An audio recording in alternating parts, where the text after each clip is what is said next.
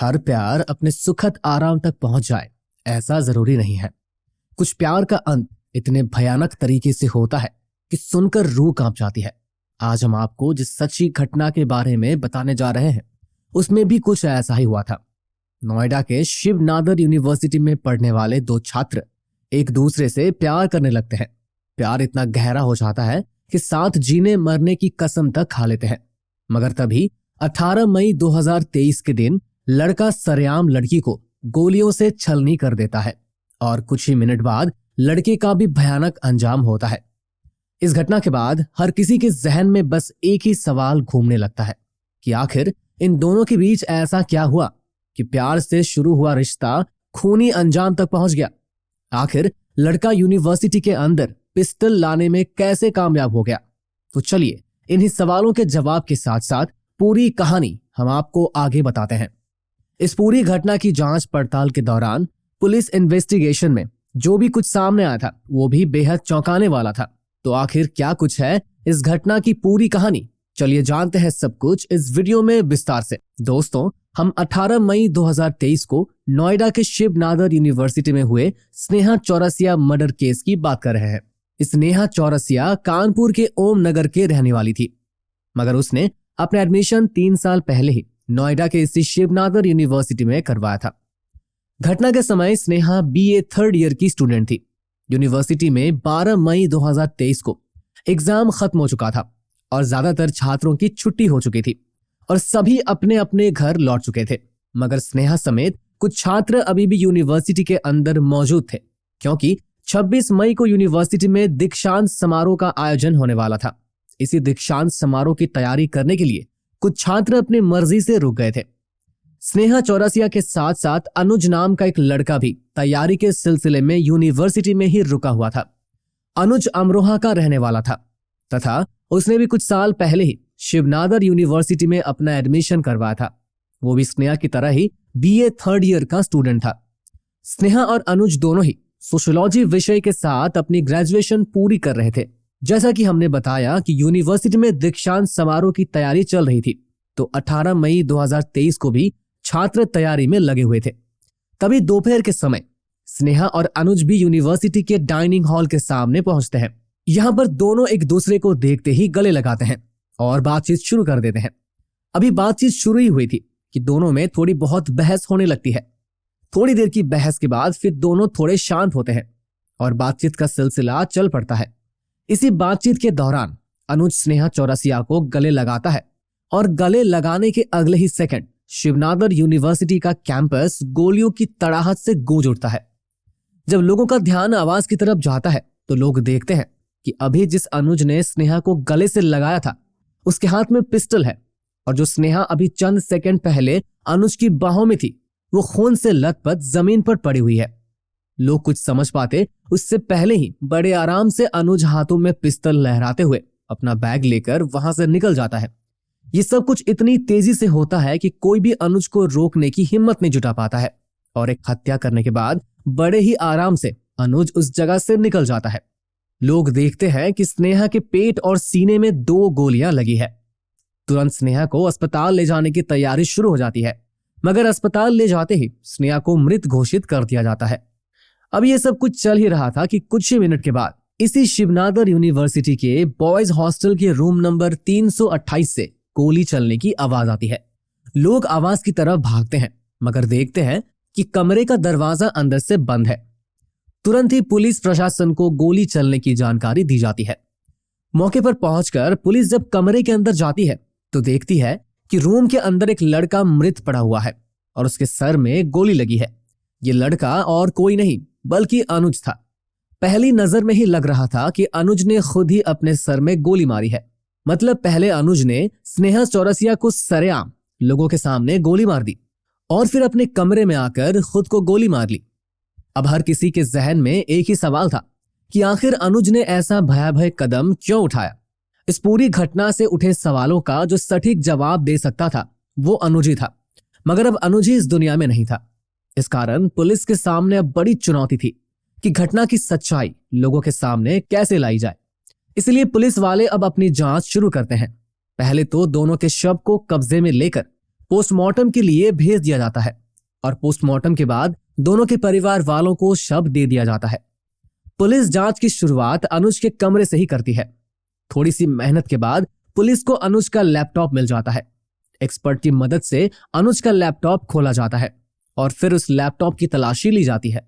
इसी तलाशी के दौरान लैपटॉप में अनुज द्वारा रिकॉर्ड किया गया 23 मिनट का एक वीडियो मिलता है। इस वीडियो से पुलिस को बहुत सारे सवालों के जवाब मिल जाते हैं।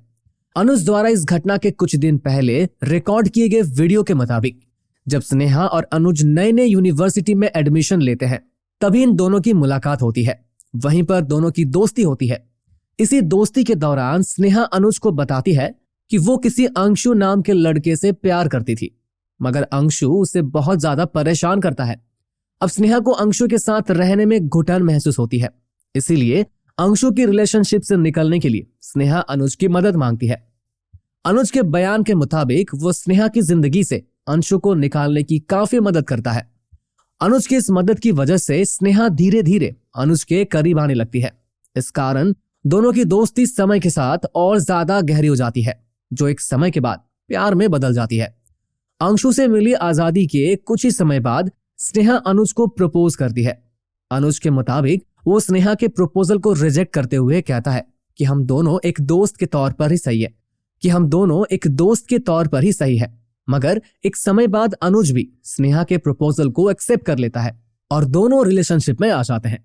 अपने द्वारा रिकॉर्ड किए गए वीडियो में अनुज आगे बताता है कि पहले तो कुछ दिनों तक इन दोनों का रिश्ता बहुत अच्छे से चलता है। दोनों एक दूसरे को दिलो जान से प्यार करने लगते हैं, मगर बीतते समय के साथ स्नेहा का बर्ताव बदलने लगता है और धीरे धीरे इन दोनों के बीच लड़ाइयां होने लगती है। फिर एक समय बाद स्नेहा अनुज से कहती है कि मुझे अपना कैरियर बनाना है, मेरे कुछ सपने हैं, उसे पूरे करने हैं, मगर इस प्यार के चक्कर में मेरे सपने और मेरे घर वालों के सपने पीछे छूट रहे हैं। इसलिए मैं इस रिश्ते को खत्म करना चाहती हूँ और अपना पूरा ध्यान पढ़ाई पर लगाना चाहती हूँ।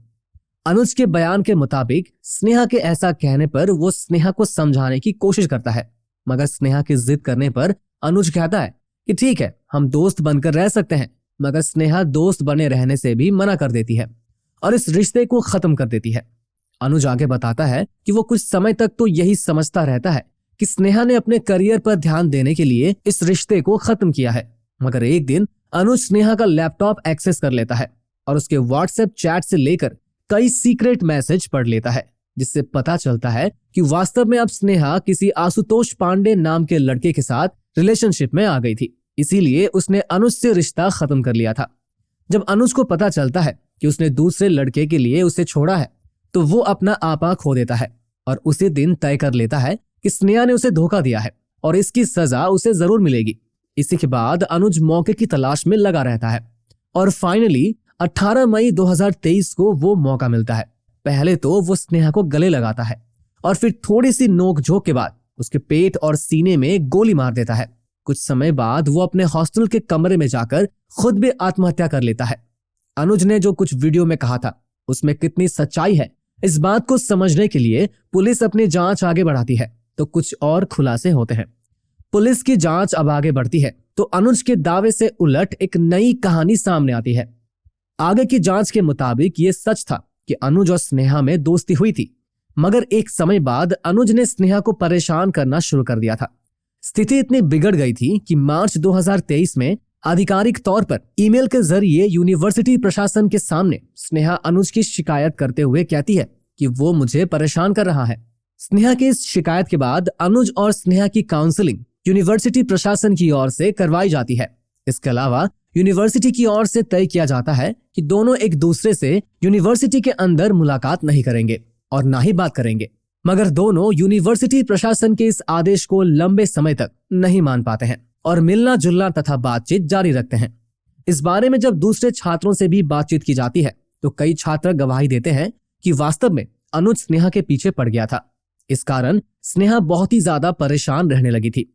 तभी उसने यूनिवर्सिटी में अनुज की शिकायत की थी, मगर यूनिवर्सिटी से स्नेहा ने यह भी रिक्वेस्ट की थी कि अनुज के खिलाफ कोई सख्त कार्रवाई नहीं किया जाए, बल्कि उसे चेतावनी देकर समझाया जाए। स्नेहा की हत्या के बाद स्नेहा के परिवार वाले यूनिवर्सिटी प्रशासन पर आरोप लगाते हैं कि अगर यूनिवर्सिटी प्रशासन ने समय पर कार्रवाई की होती तो आज उनकी बेटी जिंदा होती। मगर यूनिवर्सिटी की ओर से सफाई दी जाती है कि स्नेहा ने लिखित कंप्लेंट देने से मना कर दिया था। इस कारण यूनिवर्सिटी ने अनुज के खिलाफ कोई सख्त कार्रवाई नहीं की थी। यूनिवर्सिटी द्वारा जारी इस बयान से स्नेहा के माता पिता संतुष्ट नहीं होते हैं और वो यूनिवर्सिटी प्रशासन पर कार्रवाई की मांग करने लगते हैं। इसी के बाद पुलिस वाले अपनी जांच पूरी करने के बाद स्नेहा चौरसिया के पिता राजकुमार चौरसिया के बयान पर अनुज कुमार, यूनिवर्सिटी के कर्मचारी आशुतोष पांडे और स्नेहा चौरसिया की एक्स बॉयफ्रेंड अंशु के खिलाफ धारा 302 और धारा 120B के तहत मामला दर्ज कर लेते हैं। इस मामले में यूनिवर्सिटी प्रशासन पर भी एफआईआर दर्ज की जाती है। एफआईआर दर्ज करने के अलावा पुलिस इस सवाल के जवाब की तलाश में भी लग जाती है कि आखिर अनुज को पिस्टल कहां से मिली। बहुत जल्द पुलिस को इसका जवाब मिल जाता है।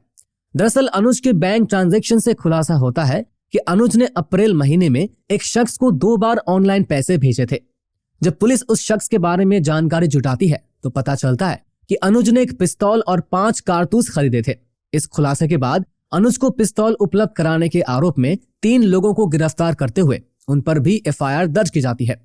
फिलहाल इस केस की स्थिति की बात करें तो पुलिस ने विभिन्न धाराओं के तहत यूनिवर्सिटी प्रशासन समेत 5 लोगों पर एफआईआर दर्ज की है और अपनी जांच आगे बढ़ा रही है।